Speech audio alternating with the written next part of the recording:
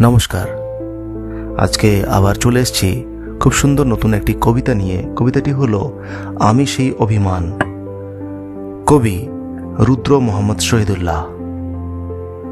আমি সেই অবহেলা, আমি সেই নতমুখ, নীরবে ফিরে যাওয়া অভিমান ভেজা চোখ, আমাকে গ্রহণ করো। উৎসব থেকে ফিরে যাওয়া আমি সেই প্রত্যাখ্যান, আমি সেই অনিচ্ছা নির্বাসন, বুকে নেয়া ঘোলাটে চাঁদ। আমাকে আর কি বেদনা দেখাবে?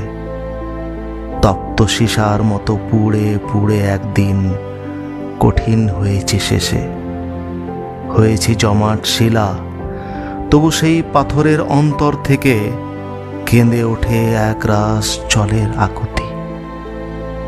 ঝর্ণার মতো তারা নেমে যেতে চায় কিছু মাটির শরীরে। আমি সেই নতমুখ, পাথরের নিচের করুণ বেদনার জল।